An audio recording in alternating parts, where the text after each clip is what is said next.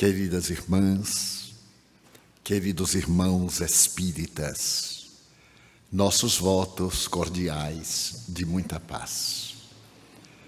Confesso a minha imensa alegria de mais uma vez encontrar-me em Curitiba sob a proteção da Federação Espírita do Paraná, instituição que aprendi a amar desde o mês de abril de 1954, quando aqui estive por primeira vez e pronunciei uma palestra na sede antiga da nossa Casa Máter do Espiritismo neste estado. Também desejo confessar a minha gratidão ao nosso querido advogado Rubens, que não é parente da nossa vice-presidente Marcon, pela excelente apresentação do Instituto de Legalidade a respeito do serviço e da assistência social programado pelos nossos governos. Para mim, as suas explicações foram não apenas oportunas, mas fundamentais, para que eu pudesse compreender algumas implicâncias que eu venho mantendo através do tempo com as entidades governamentais, que sempre interferem em nosso programa sem nos darem coisa nenhuma. E hoje ele me iluminou para que eu possa compreender o papel dessas organizações que têm o dever de vigiar pela alma brasileira, ainda hoje tão sofrida e tão atormentada nesses dias. Agradeço ao nosso Dr. Marcon o excelente trabalho que logo mais estará em nossas mãos e que iremos levar a Salvador para o nosso grupo dedicado a essa tarefa da caridade, na visão legal da assistência governamental pelo serviço social. Também desejo agradecer a paciência dos corações amigos, porque não é fácil suportar uma pessoa de 91 anos. Precisa muita coragem. E é também natural que nos últimos tempos, há 14 meses, eu tenha que proferir as palestras sentados em recomendação médica, que há 2 dias me fez uma grande ameaça, tornando-me pouco mais cuidadoso com o jumentinho orgânico. É que eu tenho sido vítima de hérnias de disco desde o dia 9 de maio há 17 meses. E como eu tinha muita inveja das pessoas que eram colunáveis e não consegui, aí me apareceu na coluna e agora eu estou também colunável. E por isso a recomendação médica é de nunca se demorar na mesma postura e a recomendação de falar sentado, o que me impede muito a movimentação, porque eu tenho a alma italiana. Eu falo com as mãos e com o corpo, e aí fico amarrado na cadeira. E há 2 dias ele me telefonou, dizendo que o meu próximo passo é a paralisia. Ele me anima muito. E que ou eu faço o repouso absoluto, como recomenda, ou eu virei na próxima oportunidade, não mais de cadeira de roda, porém de maca, mas eu virei. E não interromperei de maneira nenhuma as atividades, porque afinal o problema é da cintura para baixo, não tem nada a ver com a cabeça e com os braços.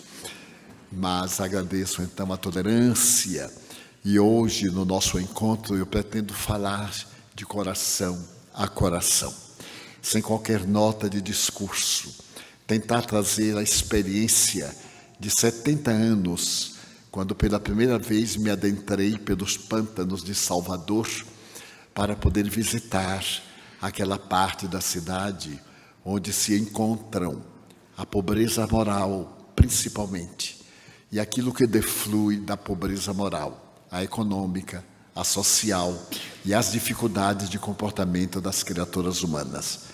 É larga essa experiência. Mas para podermos nos dedicar à obra recomendada por Jesus, a obra de amor, com todo respeito às leis que nos dão a diretriz de segurança diante do nosso país, eu gostaria de fazer um retrospecto em torno do trabalhador, do assistido e de como nos comportarmos em nossa casa espírita. Recordo-me que, estando a proferir uma conferência exatamente há 20 anos, a benfeitora Joana de Ângeles apareceu-me e propôs um tipo de um novo rumo ao centro espírita. Esse novo rumo está fundamentado no pensamento kardeciano da nossa conduta no trabalho, na tolerância, quando o Insigne Mestre propõe essa trilogia que ele herdou do Insigne Mestre Pestalozzi. E essa trilogia, trabalho, solidariedade, tolerância, deve viger em nosso relacionamento na casa espírita. Pestalozzi tinha a mesma trilogia com outra palavra: trabalho, solidariedade, perseverança, na arte e na ciência de educar. Recordamos que ele é o pai da escola nova. É no seu tempo que aparece na Suíça, provindo da Alemanha, Froebel, que será o pai dos jardins de infância. E logo mais aparecerá a doutora Maria Montessori, que no ano de 1907 levanta em Roma a Casa dei Bambini, e a educação recebe um influxo como dantes nunca havia sido apresentado à sociedade. Pestalozzi, como Jan Comenius, que foi o seu antecessor na República Tcheco-Eslovaca da época, estabelece que a criança é um campo abençoado para se ensementar a verdade. Mas a tradição da chamada escola catedrática era de que a criança se tratava de um adulto em miniatura e que, através da saída do sangue, o conhecimento entrava. Eram as punições aplicadas no estudo da pedagogia. Esse homem ímpar compreende que a criança necessita essencialmente do amor. E foi graças aos efeitos da invasão da Suíça pelas tropas francesas, um pouco antes da Revolução de 89, que ele vê a miséria social da infância abandonada. Essa infância que tem merecido da história em todos os tempos epítetos os mais aterrorizantes. A criança abandonada, a criança em risco, o cidadão que nunca atingirá a sua altura de civilizado. E Pestalozzi vai amar essas crianças de rua, como as chamamos hoje, e começa a reuni-las em sua casa. E para poder ajudá-las, compreende que o cidadão é a criança bem educada, que um dia chegou à idade adulta. E começa a trabalhar o método do amor, para que o ensinamento seja, acima de tudo, trabalhado pela afetividade. Alguns biógrafos contam que mais tarde, na cidade de Yverdun, onde estivemos, Juan e eu, no domingo passado, proferindo uma conferência, naquele mesmo salão, naquele mesmo local em que esteve o menino Denizar Rivaio, a partir dos 8 anos até os 19, quando recebeu o título de professor de mestre primário e viajou a Paris. Quando ele se encontra em Yverdun, sempre que chegava uma criança nova, ele se ajoelhava para receber a criança. E os biógrafos ficaram muito perturbados, sem saber a razão por que ele se ajoelhava para receber a criança. Seria um culto, seria uma homenagem, o que estava na alma do grande mestre. E mais tarde confidenciaram aos seus futuros biógrafos que ele compreendeu que a criança nos vê da mesma forma do gigante e do pequeno desafiador conforme vemos na Bíblia. Golias e a presença do pequenino agressor que o vai destruir com uma funda e uma pedra, Davi. É que ele, descendo da sua postura de adulto que obrigava a criança a olhar de baixo para cima, ele desce a criança e ambos se veem nessa mesma horizontal. E a criança que não sabe discernir pensa que é outra criança. E então são duas crianças que se encontram, sem o medo da criança para o gigante que está diante dela, abrindo já as portas do coração. E graças a essa forma, ele cria a escola nova.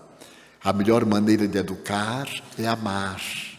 E a educação é resultado do trabalho, da solidariedade e da perseverança. O que se não consegue no dia, repetido no outro, posteriormente, mais adiante, penetra e fixa-se para toda a vida. E o melhor período para a aprendizagem é desde o momento fetal até aproximadamente os 2 a 4 anos, nesse período lúdico em que a criança observa os nossos hábitos e então coloca-os no mundo interior. Daí nós sermos sempre uma eterna criança, em qualquer idade. Baste que a pessoa toque o nosso ponto vulnerável e nós nos tornamos a mesma criança sonhadora. Então Joana de Ângeles propunha que poderíamos utilizar da trilogia de Pestalozzi, adaptada para Allan Kardec, substituindo perseverança por tolerância, em uma nova proposta triangular, que era necessária uma conduta de um triângulo equilátero e que nós deveríamos primeiro cuidar de espiritizar o indivíduo. Porque normalmente o indivíduo, sendo ou não espiritualista e recebendo as informações de qualquer doutrina, espiritualista ele se faz, mas espiritista nem sempre. Porque o espiritista é um espiritualista especial, como muito bem classificou o egrégio codificador da doutrina. Enquanto o espiritualista acredita em Deus, na imortalidade da alma e tem as suas outras características, o espiritista possui 6 formas que são a trilha de segurança da sua existência. A crença em Deus, na imortalidade da alma, que se confirma pela comunicabilidade dos espíritos, na reencarnação, na pluralidade dos mundos habitados e na ética moral da vivência do Evangelho de Jesus. Esses 6 paradigmas constituem, portanto, a linha direcional do Espiritismo. E é necessário que, à medida que o Espiritismo cresce através do movimento, experimente algumas adulterações de conduta. E muitas instituições que se dizem espíritas são espiritualistas, que adotam alguns dos princípios espíritas, mas, no entanto, não lhes dão o valor que eles merecem.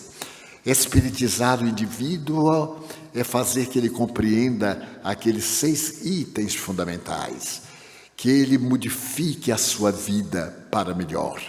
Não é aquele de repetir-se sempre as lições e o indivíduo está sempre um leigo, um frequentador, um devorador de passes, um bebedor de água fluida e que derrapa muitas vezes pelas superstições de doutrinas espiritualistas que nós herdamos das gerações transatas.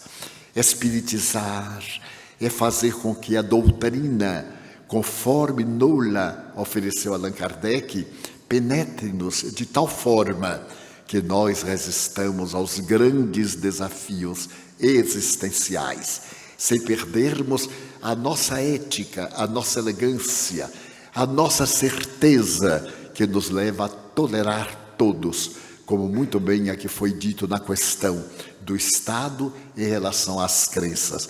Tolerarmos-nos, ajudarmos-nos, sem a preocupação de estarmos a convencer os demais indivíduos da crença que nós esposamos. É essa liberdade de pensamento, tão bem defendida por Allan Kardec nas suas leis morais, na terceira parte do Livro dos Espíritos. A liberdade de pensar, de falar e de agir. Porém, a liberdade que respeita o limite da liberdade do outro.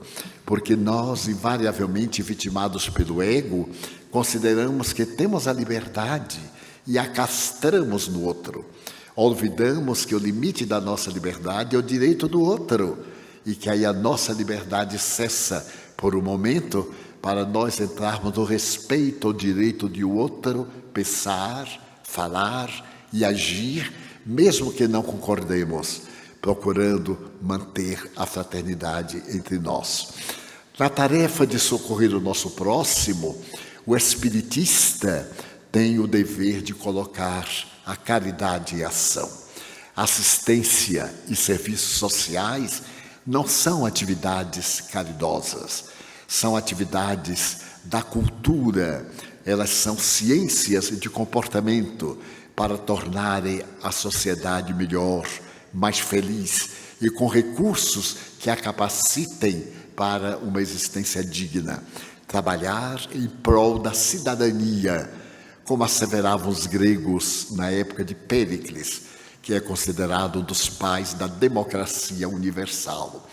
Dar ao indivíduo a cidadania, o direito de movimentar-se, de ir e vir, mas também dar o direito da sua autossustentação, de não criar em si parasitas sociais que recebam migalhas e dependam dessas migalhas para nós os carregarmos em nossas costas, como algumas doutrinas que se derivaram das propostas científicas de Engels, de Marx, mas não de Stalin e dos seus continuadores como Trotsky e outros considerados desde o fim do século XIX como socialistas.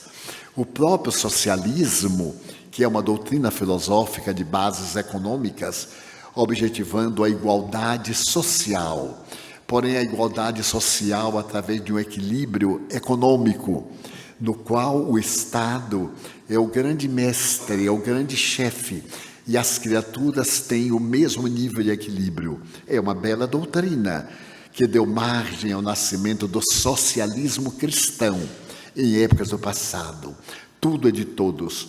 Todos têm direito aos mesmos valores e às mesmas possibilidades. E, no entanto, até hoje não pôde ser aplicado, porque há um detalhe: não somos todos iguais.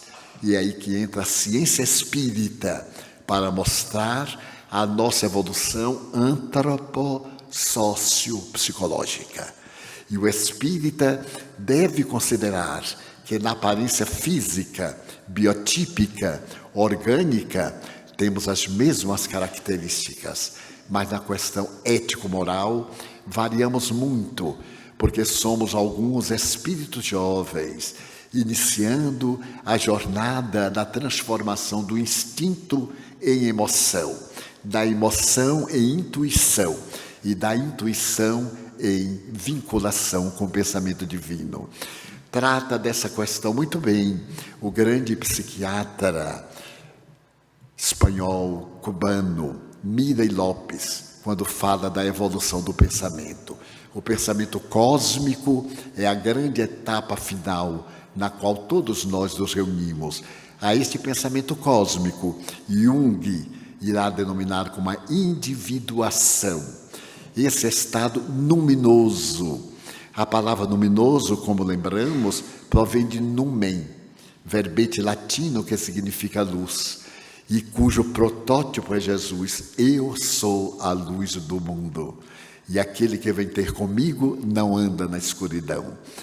Então, na doutrina da psicologia analítica de Jung, esse eminente pensador, que acima de psiquiatra é um notável filósofo, ele coloca o arquétipo do ser luminoso, daquele que é luz, que venceu a sua sombra, que venceu as suas más inclinações, na palavra kardeciana.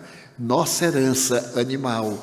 O instinto predomina em nós, porque está conosco há muito mais tempo do que a lógica, a razão. Acredita-se que apenas há 100 mil anos é que nós começamos a amar, é que surgiram os pródromos do amor na transformação do ego, naquilo que diz respeito à preservação da nossa vida pelo instinto de mantermos a existência na luta para esse sentimento de solidariedade. O amor é a última emoção do nosso processo evolutivo e por isso nós temos mais medo do que amor.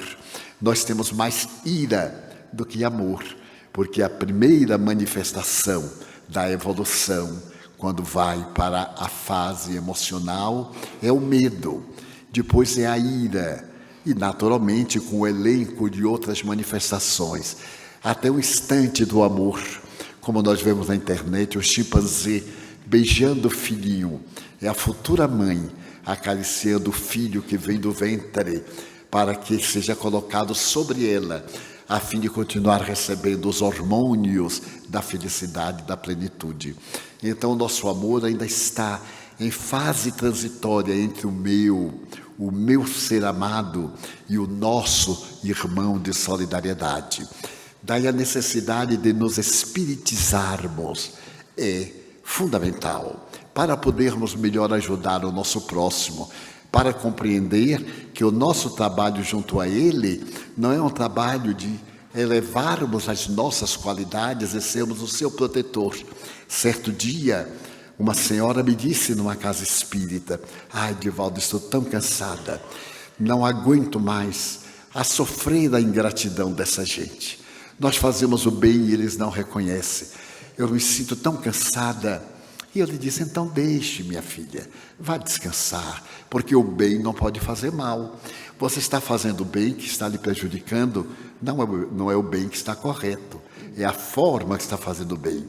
E ela então, você está me pedindo para deixar de fazer a caridade? Eu disse: não, eu estou lhe sugerindo fazer a caridade a você mesma, porque sem a luz você não pode iluminar ninguém. Sem a compreensão da tolerância, da fraternidade, você não pode ajudar ninguém. Ela ficou algo decepcionada, eu compreendi e lhe contei uma anedota. Me permitam que eu vou contar algumas. E essa anedota era de um pastor religioso que pregava sempre que toda vez que alguém nos desse a bofetada numa face, nós devíamos dar o outro lado. Até que um dia, ele era um pastor e estava pregando quando o Brutamontes se levantou no auditório e perguntou: pastor, se eu lhe der um soco no lado direito, o senhor me dá o outro lado? Ele disse: não. Ele levantou-se e deu um soco na face direita e o pastor caiu. Levantou-se, apresentou à esquerda, ele deu outro soco, o pastor caiu. Então o pastor tirou o paletó, tirou a gravata, arregaçou a manga e deu-lhe uma surra. Deixou-o no chão. Ele disse: mas pastor, você não disse que Jesus mandou, se alguém te bater no lado direito, dá o esquerdo? Disse. E ele deveria ter dito: o resto é por sua conta. Então eu atendi o que ele fez. Agora eu não tenho culpa de ser faixa preta de jiu-jitsu. Então é curioso que nós deveremos ter a condição de espírita para não esperar resposta que nos seja agradável. E noutra vez que eu visitei uma outra instituição, a senhora dizia assim: ai, Divaldo, dos meus pobres. Ela possuía um orgulho de ter os seus pobres. Eu disse: que bom que a senhora está aqui na Bahia. Se estivesse na Noruega, a senhora não teria seus pobres. Não ia poder ser espírita, porque lá ninguém tem problema socioeconômico. O governo faz tudo. Ela disse: como é que a gente faz lá? A questão moral. Lá tem o álcool, lá existem os problemas emocionais, a drogadição, a tolerância, para se conviver com pessoas muito difíceis, porque o grande problema humano é a própria criatura humana. E ela ficou assim um pouco decepcionada. Graças a Deus, ela vivia no Brasil, onde podia praticar a caridade aos seus pobres. E quando nós íamos sair, eu digo assim: estou lamentando tanto os seus pobres. E ela perguntou: por quê? Eu digo: porque você vai morrer, o que será deles? Porque quando você morrer, já não são seus, ninguém vai cuidar. Então nós deveremos nos preparar para cooperar com os nossos irmãos em necessidade, não na condição superior de quem está socorrendo. Nós temos uma amiga que é uma dama muito rica lá em Salvador, e ela ia trabalhar conosco no Pau da Lima, que é um lugar muito especial, é o lugar mais violento do estado da Bahia, com grife, vestidos de alto custo, bolsas que custavam uma fortuna, sapatos especiais, aqueles da sola vermelha, que custam no mínimo $10 mil cada par. E eu ficava intrigado, meu Deus, como é que a gente vai descer aqui? Coitada, para ela descer os buracos do Pau da Lima, ela vai quebrar as 2 pernas com esse sapato. A gente desce de alpercata, pés descalços, porque engolem um edifício, as rampas, um edifício de 10 pisos. Mas certo dia, ela chegou aflitíssima e disse: Divaldo, ela é suíça e fala um português muito interessante. Ô Divaldas, eu fui assaltadas. E então eu disse: mas como, dona fulana? Ela disse: eu ia pegar o ônibus, é um ônibus que tem ar refrigerado e passa pelo Pau da Lima. É um desaforo, mas passa. E então uma criança veio correndo e me arrancou a bolsa de Pierre Cardin. Era na época que Pierre Cardin era o máximo. E então eu gritei: ladrão, ladrão, eu vou para Divaldas, ladrão. Ele voltou e disse: a senhora vai para tio Divaldo? E eu perguntei: você é sobrinho dele? Sou sobrinho dele. Era um menino de rua. E nós atendemos ainda alguns meninos de rua. É sim, eu sou sobrinho dele, então a senhora me desculpe, leve a bolsa e dê um abraço a tio Divaldo. E ela disse: seu Divaldo, o senhor tem sobrinho ladrão? Porque eu digo: olha, mas não precisa ficar com raiva dele, ele foi um ladrão chique, né? Aquele ladrão que rouba dos ricos para dar aos pobres. É famoso na Inglaterra. Então a senhora fique alegre. Mas ele cortou a alça da minha bolsa. Eu digo: não tem problema, Nilson conserta para a senhora. Nilson era o consertador de tudo. A bolsa ia ficar com a alça um pouquinho menor, mas quem sabia? Nem todo mundo tem Pierre Cardin. E daí a 3 dias nós estávamos dando o almoço aos meninos de rua, porque nós primeiro convidávamos para almoçar. Depois tinha que chegar 11 horas para lavar o rosto, os pés e as mãos para almoçar. Depois chegava às 10 para jogar um pouco de futebol, tomar banho e almoçar. Depois só podia almoçar se chegasse às 8 para ir para a escola, estudar e etc. E nós tínhamos um grupo, inclusive um meninozinho que eu chamava o terrorista da Baixa do Sapateiro, porque ele furtava gregos e troianos pela Baixa do Sapateiro. E quando eu entrei com ela disse: seu Divaldo, o ladrão, o ladrão. O menino levantou-se e disse assim: ladrão, vírgula, eu devolvi a bolsa à senhora, não é verdade? Ela disse: devolveu, mas é um ladrão. Não, senhora, ladrão é quando ele leva para casa. Eu vi essa louraça, como é que eu ia saber que ela era espírita? Eu pensei que era uma loura, e então assaltei. E não fiz bem, tio Divaldo? Eu disse: fez quase bem, mas da próxima vez não assalte as louras, assalte as morenas também, porque Salvador é a cidade mais morena do mundo. E então, peça desculpa, meu filho. Ele chegou e disse: olá, cara, você me desculpa? Ela perguntou: o que é que eu faço? Eu digo: desculpe, perfeitamente. Ela disse: está desculpado. Mas para ver a história como é linda, eu digo: veja que menino inteligente, ele pediu desculpa de público. É uma coisa impressionante.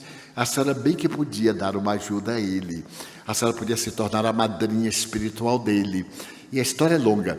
Ela terminou levando o menino para a Suíça. Adotou mais tarde. Hoje ele é um ilustre advogado trabalhando junto a crianças em risco social. Somente por causa de um pedido de desculpas. E ela então, ainda há pouco estivemos na Suíça, estivemos em Zurique e Winterthur. E a filha dela, porque ela já desencarnou, disse: Divaldo, o meu irmão.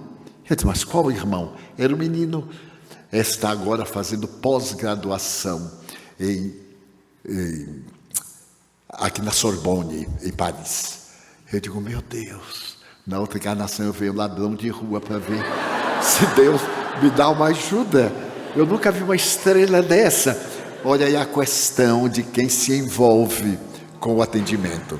Aí eu pedi para ela, e agora mais modestamente vestida, não usar mais essas bolsas muito caras. E no fim da vida, ela deixava o seu apartamento muito elegante num bairro muito caro de Salvador para ir dar banho nos porquinhos de Jesus lá da Mansão do Caminho. Os porquinhos de Jesus são as crianças gordinhas, escurinhas, 98% afrodescendentes e lindas. Então, ela dava banho e dizia, mas a vida é peculiar, né, Divaldo? Eu tenho 4 funcionárias em casa, tenho um mordomo, imagina, tinha um mordomo. Eu perguntei, o que o mordomo faz? Nada, é só para ficar na porta, apertar a mão. E um dia eu apertei a mão de um mordomo, que é um crime. Na minha ignorância, eu cheguei espírita, estava aquele homem uniformizado, falei assim, bom dia, ele, bom dia, muito prazer. E ele parou assim, olhou para mim, como é que se aperta a mão de mordomo? E nada, nós somos tudo irmãos e tal. A minha gafe eu transformei em fraternidade. Mas nós deveremos, o trabalhador, ter uma convicção doutrinária, que as pequenas nuances difíceis da convivência não nos façam sofrer, nem visitarmos os sofredores numa postura superior que os humilha, ou darmos e obrigarmos-nos a impor a nossa feição religiosa. Nada tem a ver o serviço de assistência à caridade com a nossa convicção. Como esquecer Madre Teresa de Calcutá, que chegavam caído na rua, tocavam assim, posso ser útil a você? E uma vez ela percebeu que alguém na lata de lixo, onde se jogavam os mortos, estava gemendo. Aproximou-se da lata de lixo e percebeu uma mulher ainda viva, que estava ali no meio dos cadáveres. E então ela perguntou, mas o que é isso? E não conseguia comunicação, porque falavam idiomas diferentes. Alguém passava, uma jovem enfermeira, que falava o mesmo idioma da paciente. E então começou a traduzir. Ela está dizendo que não se importa de morrer, porém o que dói é que foi o próprio filho que a jogou na lata de lixo para poder ficar com o casebre, a fim de que ela morra logo, porque ela demorou muito de morrer. E então Madre Teresa pediu para a jovem traduzir e saiu esse diálogo. Ela tirou a criatura da lata de lixo, começou a catar as formigas, e a mulher chorando perguntou, quem é o seu Deus? Ela disse, você é o meu Deus. Qual é a sua religião? Diga-me qual é a sua religião para eu seguir. A minha religião é atender você. Mas por que sua roupa é diferente? Porque eu não tenho outra. A minha roupa é diferente porque eu não tenho outra. Mas meu filho me jogou no lixo para eu morrer. Não fique preocupada. Você perdeu um filho, mas ganhou uma filha. A sua filha veio e lhe tirou da lata de lixo e vai morrer nos meus braços. E eu vou cantar uma música da minha terra. Ela é do leste europeu. E cantou uma balada, ninando a mulher enquanto ela morria. É assistência social técnica, conforme a ciência da assistência social e conforme a parábola do bom samaritano. Jesus foi um psicólogo, foi um assistente social tão notável, que nos narra em a parábola do filho do bom samaritano a mais notável técnica do serviço social. Porque o homem que estava ferido na estrada era judeu, e passou por ali um sacerdote judeu, que o vendo se pôs de largo, foi à distância. E logo depois veio um levita, que interpretava as leis, que o vendo, também judeu, foi-se de longe. Mas vinha pela estrada um samaritano, que era odiado pelos judeus, que ao vê-los pronunciavam a palavra raca, em um verbete de desdém, e escarnecia, escarrava de lado.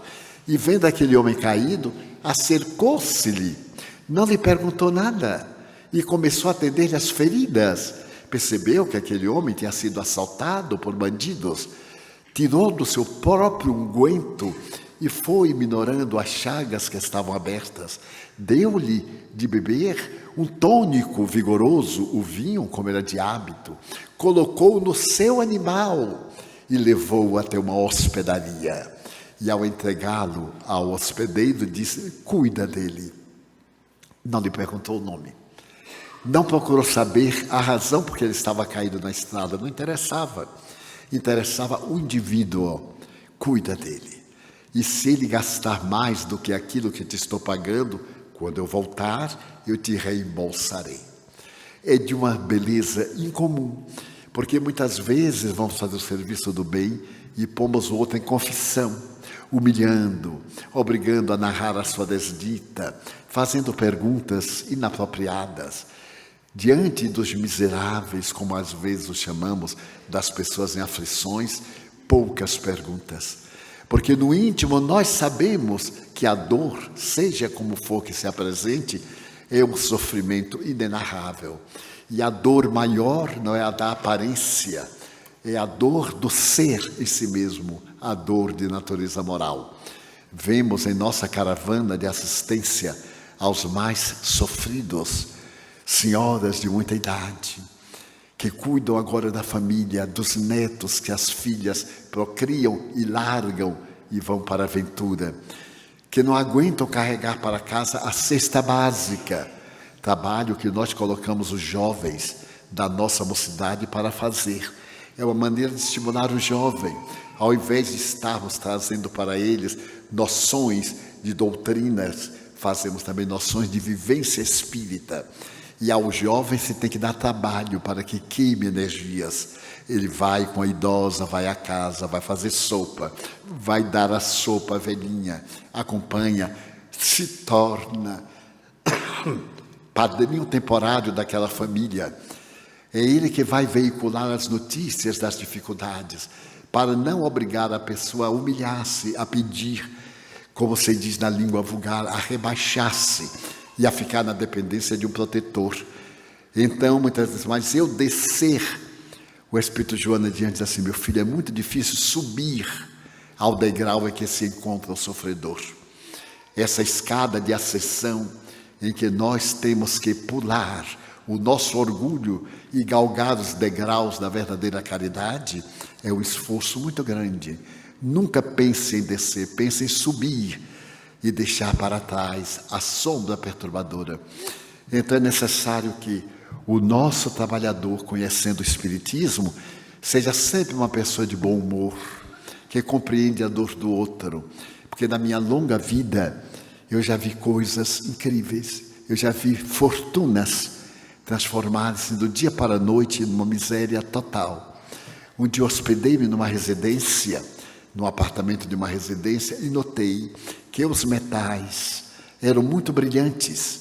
A banheira, as torneiras brilhavam muito, as maçanetas da porta brilhavam. E na minha estupidez e ignorância, na hora do lanche, eu perguntei à dona da casa: o que é que a senhora passa nos metais que eles brilham tanto? Naquele tempo se usava braço, era uma coisa, uma pasta branca. Quanto mais a gente arranhava, mais desarranhava, era uma coisa horrível. E como na Mansão do Caminho, que está perto do mar, sempre há essas mudanças provocadas pelo salitre, eu procurava sempre algo para que tudo brilhasse, etc. E ela me diz assim: o que é que você está perguntando? Eu digo: qual é o produto que a senhora passa na maçaneta, nas torneiras da banheira? Ela disse: não, Divaldo, não passa produto nenhum, é uma flanela que a empregada passa. Eu digo: nossa, e essas banheiras são de quê? Essas coisas? Ah, são forradas a ouro. Eu disse: o quê? Eu nunca tinha visto tanto ouro. Naquela noite eu quase não dormi, fiquei segurando a maçaneta de ouro para sentir a felicidade daquele frio. Ai, meu Deus, eu já peguei muito ouro. Pois de repente, numa das vezes em que eu voltei, há uns 5 anos, notei o café da manhã muito escasso. À hora do almoço eu percebi a preocupação do meu anfitrião. E ele me chamou de parte e disse: olha, Divaldo, hoje nós vamos servir apenas pão, porque eu estou arruinado. Perdi tudo que tinha. Aqui a nossa casa está piorada, etc, etc. Ele disse: ah, mas que coisa ótima. Então vamos ali à padaria. Vamos pedir um café com leite, um copo. E vamos mandar brasa, porque não pode haver nada melhor do que o café com leite. Um pão cacetinho. Eu sei que vocês não sabem o que é. Porque é coisa de baiano. Porque quando eu cheguei, eu disse lá na padaria: meu filho, desce aí um copo de café com leite, desce aí o açúcar e desce 2 sanduíches em pão cacetinho. Ele disse assim: baiano, hein? Eu disse: como é que você sabe? Cacetinho nada, pão francês. Na Bahia, este pãozinho assim nós chamamos cacetinho, porque tanto a gente come, como bate na mesa, como bate na pessoa. Ele tem a mesma função, é o pão cacetinho. Então Deus me deu a honra de agora estar solidário a meu amigo que não tinha nada. Passados os seus anos, ele recuperou alguns bens, já desencarnou. Mas então eu vi o estoicismo com que viveu os dias difíceis da escassez, a fuga dos amigos, isto é, a fuga dos exploradores que viviam contra ele. Porque há muita gente que é amiga do que nós temos, ou do que aparentamos ter, mas não são amigos do nosso ser. Também eu já vi pessoas muito modestas ficarem riquíssimas, ainda bem aqui no Brasil. Eu tinha uns amigos, ele era chofer de caminhão, muito pobre, e de repente ele ficou rico. Porque aqui no Brasil é assim, de repente, a gente dorme pobre e acorda rico. E foram morar num bairro muito elegante em Salvador. E a minha amiga, que era muito inteligente, contratou uma pessoa para lhe ensinar ética, estética, etiqueta. E então ela nos recebia de luvas. Imagine, 40 graus em Salvador, no verão, e ela de luvas brancas. E eu não sabia se apertava a mão ou se apertava a luva. Então era uma coisa muito engraçada. E enriqueceram honestamente. Porque todas as fortunas são honestas. A pessoa nem precisa declarar no imposto de renda, porque está tudo bem, graças a Deus. Até apareceu um tal do Dr. Moro, que foi o desastre. Que ele fique só em Curitiba e nos deixe em paz para a gente ter as fortunas que Deus quiser. Então aconteceram coisas interessantes e nós já vimos essas alternâncias, porque tudo na Terra é muito relativo e passa tão rápido. Eu me lembro muito quando eu tinha 10 anos, eu olhava um homem de 25 e achava velho. Eu dizia assim, imagina, 25 anos, eu vou viver pouco. Eu sou poeta, vou viver pouco. Quando eu completei 25 anos, eu olhava de 40 e dizia, olha aquele quarentão, nem casou aquele quarentão. De repente, eu estava com 40. Porque dizem que quando a gente entra nos entas, 40, 50, 60, é pior. Aí quando eu estava com 40, eu olhei para um de 50 e disse, mas 50 anos, meio século. Como é que tem coragem de viver meio século? Aí eu completei 50, eu tive um choque moral. Eu estava penteando o cabelo e era dia de meu aniversário. Eu disse, Divaldo, você completou 50 anos. Aí eu tive vontade de chorar. Mas aí eu olhei, a cara ainda não estava murcha. E eu digo assim, até que disfarça da impressão que é 49 e não 50. Aí eu saltei para o de 70, não, 50 está bem, mas 70 anos.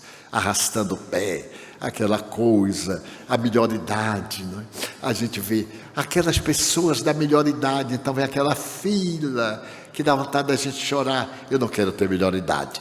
Aí eu completei 70. E aí subi para 80. 80 não, eu não vou ter. 80 é uma idade quase, é um incesto, é quase uma palavra feia. Completei 80. Eu disse, meu Deus, o que é que você está pensando? Aí agora, quando eu completei 90, eu olho para um de 120 e digo assim, olá, boy, tudo bem? Porque eu vou chegar lá. Mas meus irmãos, quando eu olho para trás, eu não acredito. Quando eu falo, Divaldo, quantos anos você tem? Quando eu digo 91, é feio, é horrível. Eu agora descobri uma fórmula. Divaldo, quantos anos você tem? 4 11, em francês. 4 vezes 20 mais 11. Até a pessoa multiplicar, 4 11. Demora muito. Mas como passa rápido. E daqui a pouco eu estarei de volta e vocês todos estão no além. E eu estou cá, novamente começando tudo. Daí nós temos que nos preparar para termos esta visão do assistido. E toda vez que estamos na ação moral, que é o colóquio, o encontro fraterno, quando as pessoas nos vão fazer consultas, sempre Joana de Ângeles me diz, meu filho, note como é que você vai atender, faça de conta que você está do outro lado, fazendo a pergunta, solicitando, fazendo o rol das suas queixas. Tenha muita paciência, porque a pessoa diz assim, olha, Divaldo, eu quero falar com você 5 minutos. Eu já sei que são 50. Quando eu quero falar com você 10 minutos, são 2 horas. Eu queria falar com você algum tempo, é a tarde inteira. Já me acostumei, então eu digo assim, olha, eu vou lhe dar 20 minutos. Mas isso tudo, eu digo, você vai ver como passa rápido. Porque é muito rápido. Somente uma convicção da nossa imortalidade, da nossa transitoriedade, não perdermos tempo, utilizarmos de todo momento para os invisíveis. E esses invisíveis estão às vezes dentro de nossa casa. A caridade, o serviço social começar em casa. Nosso pai, nossa mãe, nosso irmão, nosso filho, o funcionário, os empregados em geral. Eu ouço as pessoas dizer assim, a minha secretária, porque diz que chamar empregado humilha. Eu não acho que humilhe. Empregado é dar dignidade. E às vezes nós vemos secretária, também é uma empregada, de qualquer forma. Mas é o nosso tratamento. Hoje eu ouvi Madre Teresa dizer, orar em família. Criarmos o hábito da oração em conjunto.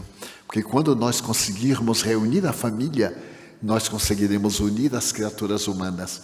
E somente nos amaremos quando aprendermos a tolerar-nos uns aos outros.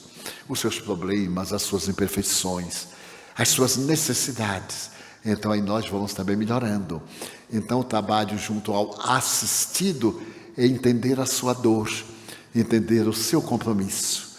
E também nesse rol de acontecimentos, eu me recordo de uma das mulheres mais generosas na área da caridade, aqui no Brasil, que conseguiu realizar um programa social em São Paulo muito bom. E ela, para manter essas obras sociais, visitava pessoas pedindo auxílio. E certo dia ela estava ajudando uma senhora muito rica, muito caprichosa, que estava doente, e ao levar a sopa, a senhora teve uma crise, um surto, e atirou-lhe a sopa quente no rosto. Ela teve um choque, e teve o ímpeto de revidar. Mas então ela lembrou que aquela criatura deveria ser muito infeliz. Ela calmamente enxugou o rosto e disse, pois não, agora que você já mostrou a falta de educação, em que é que eu posso lhe ser útil? E a criatura despertou. E isso me fez dar um salto quântico a São Vicente de Paulo. Numa época de miséria em Paris, quando desceu uma peste em pleno inverno, ele deixou a corte para ir trabalhar com os clochards, os mendigos de Paris, a queimar o piso, porque o frio era demasiado, arrancar as tábuas do forro para poder queimar, fogueiras no meio da rua para os miseráveis aquecerem. Então ele foi pedir a um príncipe uma ajuda para aqueles miseráveis. Ele estendeu a mão direita e disse, príncipe, por misericórdia, dê-me uma ajuda para os seus súditos. E o príncipe disse, você nos abandonou. Abandonou a corte, era nosso confessor, para atender esses miseráveis, escarrou na mão dele. Ele então sorriu e disse, muito obrigado. Isto é o que eu mereço. Guardou a mão direita e disse, agora eu lhe peço para os miseráveis. Para mim, eu já recebi. O príncipe teve um choque.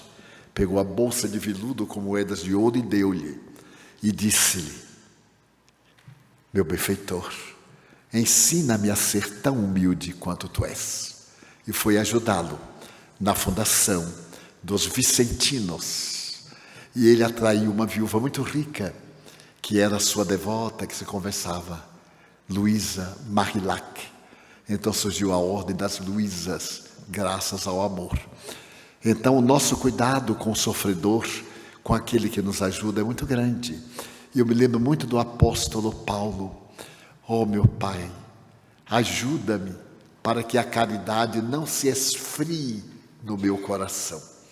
Isso é muito importante, porque no ato de nós darmos, nem sempre nós somos compreendidos. Já me disseram amargamente, as pessoas dão coisas a você para nos dar e você usa.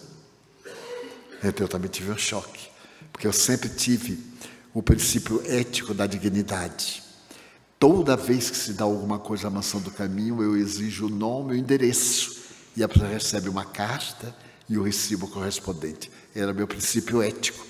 E jamais imaginava que alguém pudesse me dizer que as dádivas que são encaminhadas para os pobres, que eu as uso. Então isso me deu um choque terrível. E então eu me perguntei intimamente, eu uso? Não, não uso. Eu tenho dignidade. Aí eu superei. Mas toda vez que alguém me está dando qualquer coisa, que até a filosofia é um pouco brutal, quando me vem dar um presente, eu digo, me desculpe, mas eu não aceito presentes. As pessoas se chocam. E também eu fico chocado, eu não sei como fazer. Se aceito, é simonia, estou vendendo. Se não aceito, é grosseria. Aí o que é que eu faço? Eu digo, aceito com a direita, nego com a esquerda. Aceito com a esquerda, nego com a direita. Vou levando. Ou então recebo de um lado e passo adiante. E vi uma das mais fantásticas com Chico Xavier. Nós estávamos na fila e uma senhora levou para ele uma Nossa Senhora das Graças deste tamanho. Olha, Chico, eu trouxe Nossa Senhora das Graças para dar a você. E deu. E ele pegou e disse, ai meu Deus, se um repórter passa aqui e fotografa Chico Xavier adorando Nossa Senhora das Graças. Eu tenho que dizer assim, Chico, você quer que eu bote aqui na cadeira? Não, meu filho, pode deixar, Divaldo. Digo, olha, mas se você quiser passar, não, meu filho. Bom, quando o Chico falava, cessava a musa. A fila foi andando, daí a pouco chegou uma senhora e disse assim, ah, sou Chico, eu sou devota da Nossa Senhora das Graças. Toma, minha filha, vai com ela. Que arte bonita essa de receber e dar. Passar adiante, recebe isso, chega alguém, olha, eu me lembrei de você. Então isso dá tanta beleza fraternal, porque um dia um amigo que eu rejeitei, uma lembrança, me disse assim, Divaldo, eu tenho direito a mimar as pessoas a quem eu amo. Eu não estou lhe dando nada porque você é médium, porque você é espírita, porque você é falador, nada. É porque eu gosto de você. Simplesmente, então eu gosto de você como pessoa. Eu não tenho direito, aí eu fiquei com vergonha. Eu disse, o que é que eu respondo? Aí não respondi nada. E peguei o presente, era uma gravata. Na primeira palestra, taquei a gravata no pescoço. E então falei, e ele fotografou. E ainda colocou no Face. E colocou assim por ironia, Divaldo tem muito gosto com as gravatas. Foi aquela que ele me tinha dado. Mas esse toque de humor é para nós vermos que o necessitado é o nosso irmão. Momentaneamente, naquela postura de necessidade, a que nós vamos estender as mãos. Porque a vida é tão complexa. Numa das nossas jornadas pelo bairro do Uruguai, a zona da invasão dos lamaçais e dos pântanos, e eu vi uma discussão numa venda, numa casa comercial muito modesta. E aí eu estava com umas amigas visitando crianças e me aproximei. Era uma senhora que estava oferecendo a filha de 7 anos por 1 litro de cachaça. Ela estava alterada e era conhecida no bar. E então um dava tanto, outro dava tanto. Eu disse para ela assim, se a senhora achar 2 litros de cachaça, a senhora me dá a criança, eu te dou. Aí digo, todo mundo é testemunha, eu estou comprando. Aí dei a ela, mande dar os 2 litros de cachaça. E levei a criança. Claro, fui ao juiz de menores, ainda não havia as técnicas modernas. E ele me passou o direito de guarda e responsabilidade da criança. Mais tarde a senhora melhorou, soube onde ela estava, começou a visitar. E através da criança nós começamos a atendê-la, a chegar à sua regeneração. Ela se regenerou, mas a criança ficou conosco, hoje já é avó. Aquela meninazinha já é avó. E graças a isso eu sou bisavô. Mas eu não chegarei a tetravô de maneira nenhuma. Eu acho isso uma ofensa. A bisavô eu ainda aceito. Daí a nossa visão de caridade. É esse toque de servir com alegria. E não de um benfeitor da humanidade. Porque o bem é bom para quem o pratica. E é necessário nós darmos estímulo às pessoas necessitadas. Daí, propõe Joana de Andes, não apenas espiritizar, qualificar. Porque nós precisamos de qualificar-nos para o serviço do bem. Há uma tese de Goethe que diz o seguinte, é melhor saber algo em profundidade a saber superficialmente muita coisa banal. Então nós temos que nos qualificar para o atendimento fraterno, para o socorro aos necessitados, para vermos quando a doença é orgânica, quando ela é uma doença espiritual, quando ao invés de nós darmos apenas o pão, também acariciamos a cabeça e aplicamos um passe. Eu vi na internet no ano passado algo que me comoveu muito. Uma senhora em plena rua em São Paulo, aplicando um passe a um necessitado. Ela havia dado uma ajuda e aplicou o passe. E a pessoa lhe agradeceu porque sentiu-se muito melhor. E então ela convidou para ir ao centro espírita, porque ela percebeu que o indivíduo estava naquela penúria, sob a sombra espessa de uma terrível obsessão. Então eu me perguntei, eu daria um passe no meio da rua para todo mundo ver? Aí eu me dei conta que daria também, de acordo com a oportunidade. Eu estava na África do Sul e havia terminado uma conferência em uma cidade muito importante. E eu estava com uma tradutora que era portuguesa, mas era tão engraçada a nossa vida, porque nós não nos entendíamos em português, porque ela falava de São Tomé e Príncipe, muito cerrado, e eu falo baiano muito aberto. Então eu tive que me ajustar a ela para ela me entender, mas era uma tradutora fantástica, chama-se Maria José. E quando estava a fila depois da conferência, eu vi uma senhora com uma cesta na mão, como os baleiros tinham uma cesta de vime anteriormente, e uma toalha rendada muito bonita. A senhora chegou e falou com ela e disse assim, eu venho pedir aí ao missionário, é a visão que eles têm, para que ele atenda a minha cachorrinha que está muito doente. E eu sei que vocês, espíritas, aplicam bioenergia, aplicam passe. Naquele tempo não se amava muito os animais, isso tem uns 40 anos. E então eu peguei um pouco do que ela estava falando e depois Maria José me disse, Divaldo, ela está pedindo um passe para o cachorro. Eu disse, meu Deus, a que ponto eu cheguei? Dar passe e cachorro. Mas aí eu fiquei olhando e a cachorrinha tremia e ela estava com lágrimas nos olhos, a senhora, uma moça linda. Eu disse, meu Deus, Joana, a senhora me ajude. E ela disse, vamos ajudar. A nossa irmãzinha, que está na fase animal, está precisando de bioenergia. Coloque amor, faça de conta que é um ser querido, é um filho. Eu me concentrei e apliquei o passe ali mesmo na fila. E apliquei e tal. A perrazinha estava com febre. Ela cobriu e disse para mim, eu tenho um canil. A minha família é muito rica. Meu pai é proprietário de uma mina de diamantes em Johannesburgo. Se minha cachorrinha ficar boa, eu não sei o que farei de minha vida. E saiu chorando. Nós fomos a uma outra cidade, Frenahan. É uma outra cidade em que nós criamos um centro espírita. E quando eu olhei a fila, a senhora, eu disse, meu Deus, ela viajou de avião. Será que a cachorrinha ficou bem? Mas ela não trouxe a cesta. Ele vai ver que morreu. E ela veio para cá me cobrar. E aí comecei a pensar o que é que eu ia dizer. Porque ele ia perguntar, como é que está minha cachorrinha no além? Eu digo, meu Deus, arranjar um canil espiritual não vai ser fácil. Mas quando ela chegou, ela me disse assim, Mr. Franco, a minha cadelinha está excelente. Eu venho convidar o senhor para visitar o meu canil na próxima vez que voltar à África do Sul. E queria lhe perguntar, como é que eu posso agradecer a Deus? Eu tenho 15 cães, cada um deles tem a sua casa, tem todo o conforto como agora. Agora os animais são mais bem tratados do que nós, criaturas humanas. E então eu disse, meu Deus, que extravagância naquela época. Como é que eu poderia ser grata a Deus? Ela era branca, loura. Eu digo, a senhora é uma mulher corajosa. Ela disse, sou. Então, o que eu lhe pedi, a senhora faz? Faço. Eu digo, toda vez que a senhora agora adotar um cão para seu canil, adote uma criança negra. A senhora tem coragem? Ela disse, como não?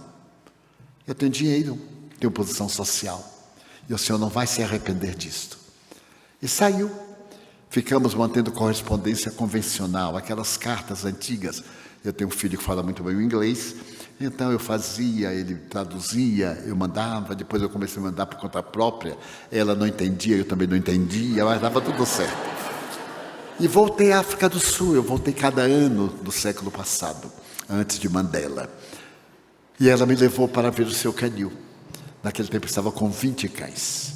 E a cadelinha do passe estava ótima, estava quase latindo em português, porque o passe foi tão bom que ela ficou bem.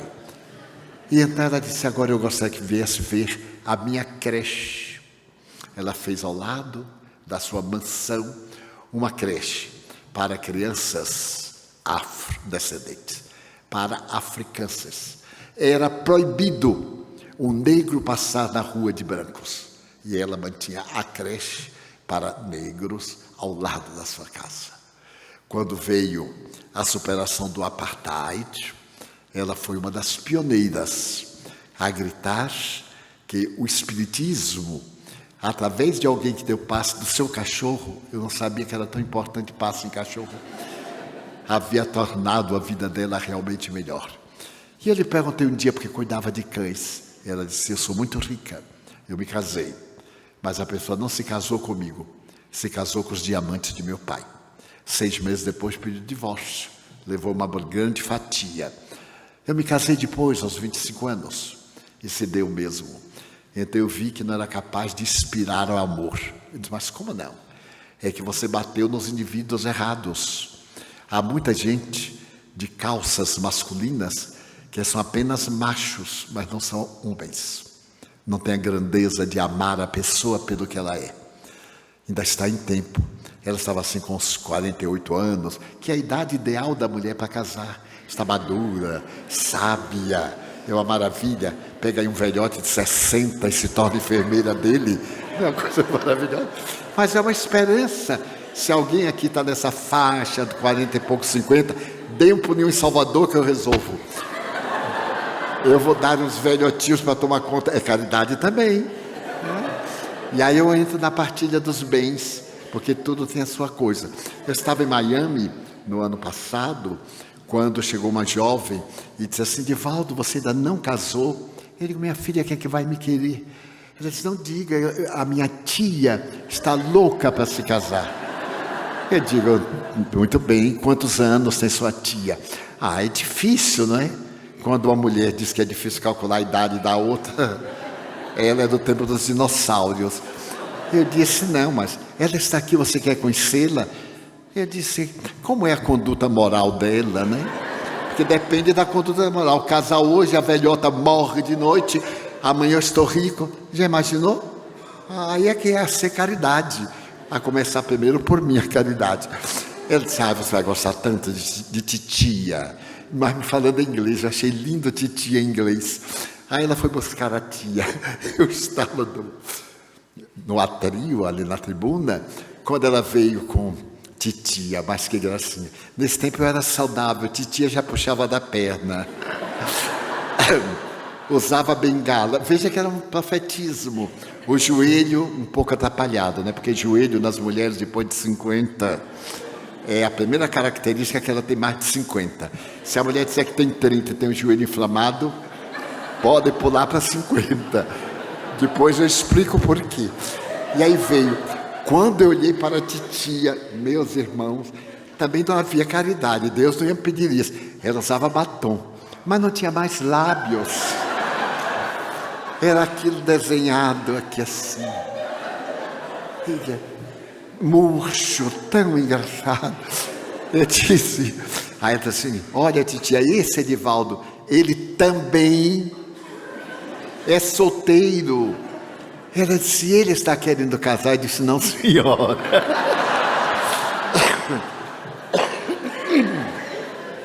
Antes que a coisa complicasse, eu até falei alemão, eu disse, nein.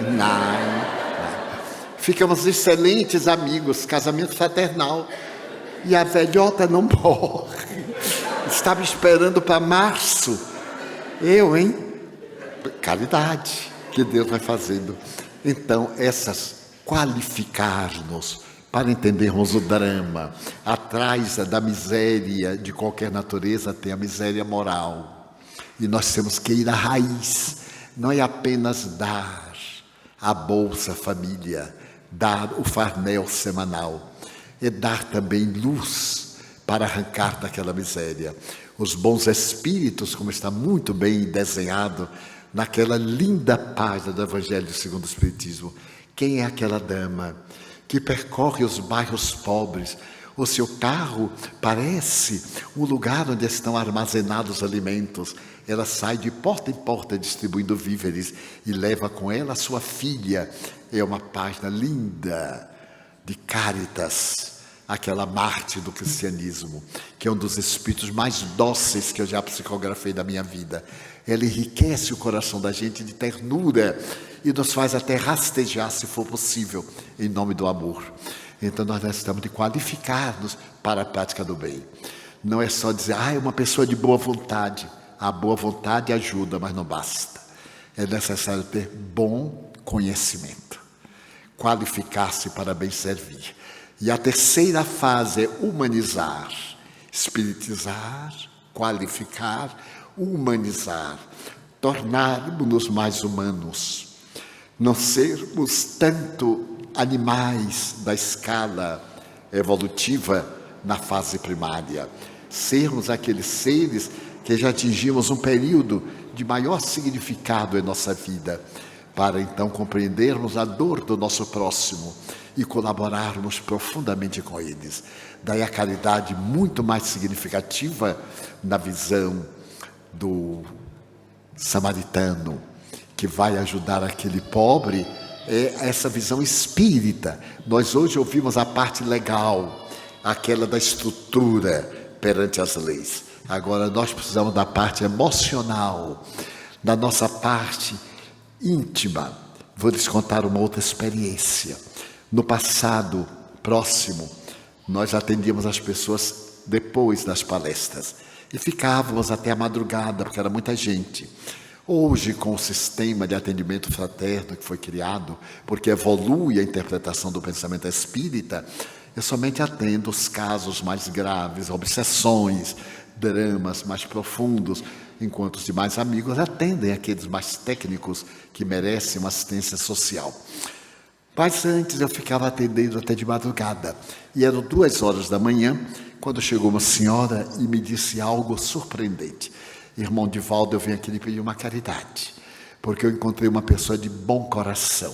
Eu tinha muita antipatia a esta expressão, a ele é de bom coração. Porque toda pessoa de bom coração arranja trabalho para os outros. Ele tem um bom coração, procura ali o Greca, vá lá, diga que fui eu quem mandou. Ele tem bom coração, mas a gente carrega o fardo. Ele disse, eu encontrei uma pessoa de bom coração, que é sócio daqui da casa, que mandou. Então eu sorri, porque nós não temos sócios, para que os visitantes não tenham direitos. Então em nossa casa só tem deveres, não paga nada. Mas encontra a casa varrida, limpa, encontra refrigerado, porque lá é muito quente, encontra um bom toalete, encontra telefone, encontra eletricidade, alguém pagou. E é isso que nós precisamos conscientizar, que alguém está pagando o nosso conforto. E está na hora também de nós pagarmos para outro alguém. Porque quando alguma instituição pede qualquer ajuda, diz, mas agora a caridade é paga? As conferências são pagas? Não, é que alguém alugou o auditório. O auditório em que eu falei ontem teve um aluguel muito alto, alguém pagou. E alguém não tem mecenas. Foi trabalho de muitos que colocaram a sua dádiva. Lá estava tudo arrumado, alguém passou o dia lá trabalhando. Eu sempre digo assim, eu sou aquele que chega ao último, está tudo pronto, não faço nada. Então eu tenho que gritar muito para poder ter valor, já que eu não fiz nada, eu berro o que posso. Né? Porque todos temos que contribuir na tarefa, temos que ajudar. Aqui mesmo, todo esse conjunto, alguém construiu. Eu estive aqui logo que foi comprado esse terreno. E estava sendo construído exatamente esse salão. Eu entrei aqui no salão com o doutor Francisco, que era o presidente da federação, ele me explicou este plano. Depois fomos ali para o Parque das Araucárias, onde Lins de Vasconcelos, espírito, veio conversar conosco. E eu estive vendo esse trabalho aqui que foi programado há mais de 50 anos pelo mundo espiritual. Quem está tendo a honra de dormir aqui está recebendo uma assistência espiritual de alto valor, porque aqui se tornou uma colônia espiritual, em que os benfeitores têm grandes trabalhos à noite nesta sala e atendimento de toda a área espiritual neste grupo. E necessitam de nossas energias. Durante a noite eu tive a ocasião de ver muitas atividades espirituais aqui na comunidade. e vários espíritos que vieram conversar comigo, inclusive a benfeitora Joana de Ângeles, por mais de 1 hora, falavam de que esses núcleos são verdadeiros faróis. E ela dizia o seguinte: um farol na penedia para salvar o barco da humanidade das rochas que estão no caminho, encobertas pelas águas lodacentas das paixões humanas. E então esses faróis indicam o rumo. Desse modo, quando eu estive aqui, já falavam os bons espíritos, inclusive os mentores da nossa federação, do programa que aqui seria desenvolvido. E eu estou hospedado na casinha e pude captar as pessoas que antes se hospedaram lá, porque ficaram os registros psíquicos nos akashas, porque tudo aquilo que nós fazemos fica um registro. Então é uma honra aos que estamos dormindo aqui, recebendo energias muito salutares, numa verdadeira colônia de natureza espiritual. Mas, então, vamos procurar perceber de como este mundo espiritual nos ajuda, de que maneira forte e grandiosa, quando estamos entrando nesse trabalho de sintonia. E nós estávamos realizando uma atividade espiritual, quando os benfeitores disseram que a maior caridade que nós poderíamos fazer primeiro, Emmanuel, é a divulgação do Espiritismo. Divulgar o Espiritismo é a maior caridade que fazemos ao Espiritismo. E a maior caridade que fazemos a nós mesmos é a autoiluminação, para podermos ser o trabalhador, aquele que ajuda, aquele que coopera, aquele que doa, aquele que se doa, para fazer do necessitado o nosso companheiro da estrada da evolução e atingirmos o ponto culminante da nossa paz. Então eu procurei, desde que eu li o programa, e que a minha parte seria esta, tornar o tema bastante simples, fazer o nosso trabalho de autoiluminação, espiritizando-nos para suportar as provas deste momento muito grave da sociedade terrestre. Gostaria de lembrar que no dia 4 de abril de 1992, entidades reuniram-se no plano espiritual para desencadear uma força contra o cristianismo na Terra. Quando eu falo cristianismo, é o sentido de benemerência, de amor, de toda e qualquer doutrina. É o progresso. E então, muçulmanos e judeus, que foram perseguidos, principalmente por volta de 1492, por Dom Fernando e Isabel a Católica, reis de Espanha, ao expulsarem os mouros dos últimos estágios na Espanha e mandaram muitos marranos, nomes que se deram aos conversos, para Portugal, onde foram dizimados pela Inquisição. Muitos outros que eram resultado da Batalha de Lepanto, no dia 5 de outubro de 1571, declarada pelo Papa Pio V, que houve a expulsão total dos árabes e dos turcos, praticamente da Europa, e os grandes massacres. Esses revoltados no além uniram-se para destruir agora, no século XXI, as fortalezas do bem e a sociedade terrestre entrar numa forma de Sodoma e Gomorra, e que o sentido ético desaparecesse completamente, a começar pela destruição da família, que é a coisa mais grave, porque destruída a família, acabou a sociedade.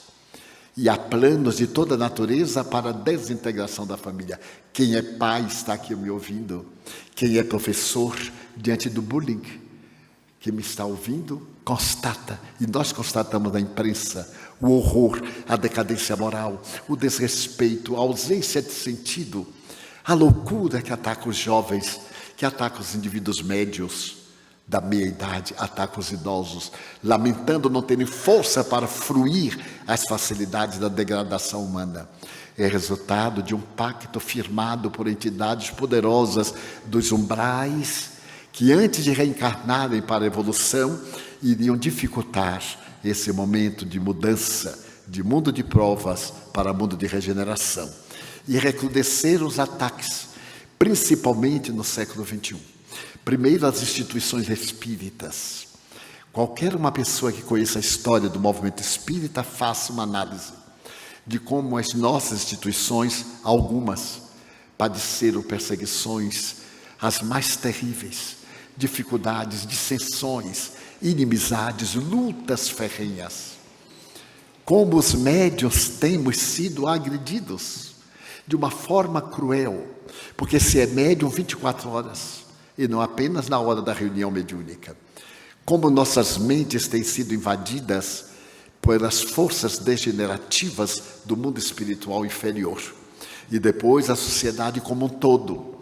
Olhemos, em todas as épocas nós tivemos estadistas que ficaram famosos no século. Eu perguntaria quais os estadistas mundiais deste momento histórico. Se eu pedir aqui para que me citem 5 estadistas mundiais, eu penso que teremos dificuldades. 5 estadistas. Em nosso país, que tem atravessado momentos muito difíceis e que ainda está atravessando e ainda demorará um pouco, nós estamos em lutas encarniçadas. Tenhamos muito cuidado. Não nos deixemos contaminar pelos ódios. Sejamos entusiastas, valorosos, mas não dissensões, não revides, não mágoas recíprocas, porque nos envenenaremos. É exatamente o que essas forças tenebrosas estão fazendo, envenenando-nos. A grande maioria de nós está com certos resíduos de intoxicação mental, intoxicação fluídica. Eu vejo, e por certo outros médiuns também, nuvens muito densas sobre as nossas vidas. Não quer dizer que o amor de Deus não esteja por cima de tudo. Jamais uma nuvem consegue apagar o sol, mas empana por alguns momentos. E na hora da escuridão, podemos praticar atos indesejáveis. Então nós estamos numa guerra, conforme alguns espíritos me declararam, estamos em guerra. E vemos no Senhor e em outros inimigos. Alguns deles eu tenho dito assim, mas eu sou um empregado. Vão e ataquem o meu chefe. O meu chefe foi que me colocou nisso. Quem é o seu chefe? Eu digo, Jesus Cristo. Ah, mas com ele nós não podemos, mas com você podemos. Eu digo, mas é injusto. Eu sou empregado dele. Ele diz que ou eu faço ou ele não me paga o meu vencimento. E eu tenho que vencer. E nada nos separará do amor do Cristo. Nada. Nem amigos, nem família. Porque nós encontraremos amigos depois. Encontraremos as famílias depois. Sejamos fiéis a este ser singular que está em nosso ar, no ar que respiramos, que se encontra em nossa psicosfera e diz suavemente, vem até mim, você que tem problemas, somente eu posso resolver. Dê a mão ao seu irmão, erga-o e venham juntos, porque eu sou o caminho que leva à verdade, eu sou o caminho que leva à paz, que leva a Deus.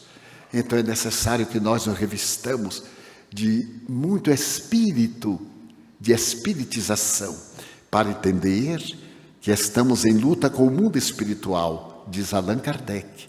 Além dos inimigos terrestres, conta o espírita com os inimigos desencarnados.